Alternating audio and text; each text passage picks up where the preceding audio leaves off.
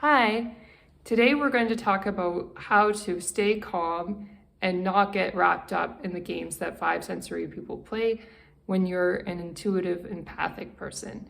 My name is Leah Chantel. Welcome back to my channel. And today I'm going to share some tips and tools when you're out in the world as a sixth sensory person, an intuitive, empathic person, and how to deal with five sensory people who can sometimes kind of play the games to provoke you because they're looking for that negative attention themselves, because that's a way that they receive validation.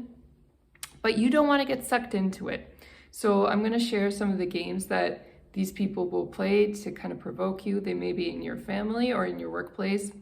And it's just good to know what the games are and how to respond. So when somebody is kind of teasing you, and they're saying something like you're too sensitive or you're too emotional or I don't agree with your beliefs, how can you prove them, and things like that.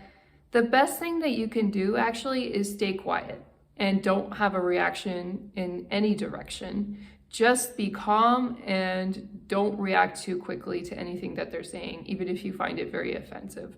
And this is good advice even for different areas of life where you may have an opinion, like politically or religiously.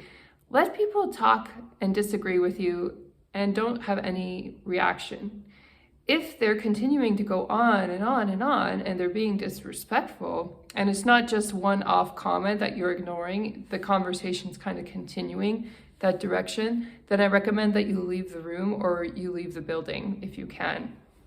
Walk away. They may think initially that they've won, and that, oh, it's an ego stroke because I obviously affected that person. But what they're going to realize is you're not going to show up to a relationship like that. And in the long run, they're going to lose for behaving that way.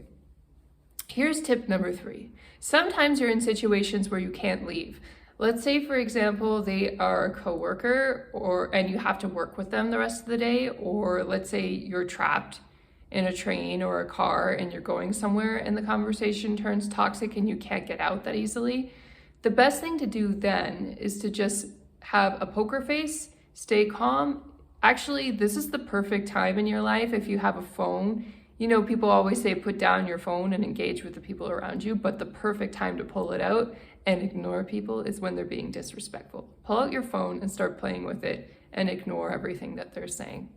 Great tip when you're trapped in a situation and you can't get out that easily. Just start playing with your phone and start looking at all the people who are texting you and see if there's somebody more pleasant there to talk to.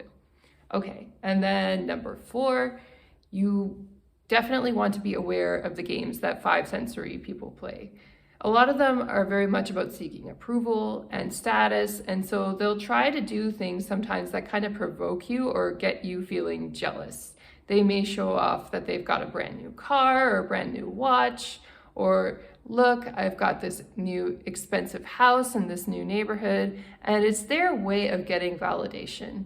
And they're trying to see if they can kind of get a reaction from you, like, oh, are you going to be upset because, hey, my way of life is working and I'm so much richer? Always remember, when people have stuff, you're never really sure where they got it from. There are many ways to get lines of credit these days and funding for things, but it's all debt. Sometimes people are purchasing it and they have the spare cash. I mean, it does happen. There are people like that. But even then, those people can be so hooked on approval and material items, and it's better to actually be free of that and not worry about that. So when people play those games with you and they're trying to get you irked by showing off and showing how great their lives are, the best thing, again, to do is to just not respond and don't talk to them about it.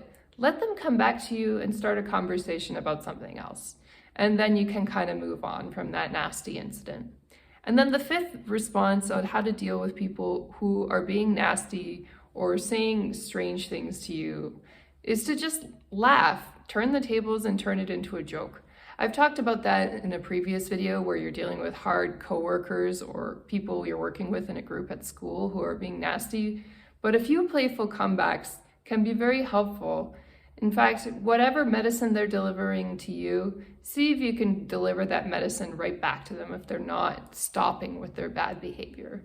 You know, if they're observing that you're sensitive, maybe you can point out how they are sensitive about something else. You know, if people are coming again and again with negativity to you, and you can't end the relationship that easily because there's somebody you have to continually work with or continually see in your life, try turning the comments around and give them a little taste of their own medicine. Usually they'll be quiet. There may be rare circumstances where you're encountering a true narcissist, and in that case, that's very dangerous and they could actually get really upset even if you are returning the exact same feedback that they gave to you. So be aware that there are people like that out there. Fortunately, they're fairly rare, but they're becoming more common. So if there is someone really, really toxic in your life, be very careful and try to avoid them at all costs. But other than that, usually these tips will work on most ordinary ego-based people, and they'll kind of leave you alone and still have the ability to build a healthy relationship with you. I hope you all enjoyed this content. If you have any further comments you want to make or any further suggestions on this topic about how to stay calm when people are trying to provoke you, definitely leave them below. I'd be happy to hear what strategies worked for you. Don't forget to click like if you like this video and hit subscribe to receive more video advice from me. I hope you're all having a wonderful day. Take care.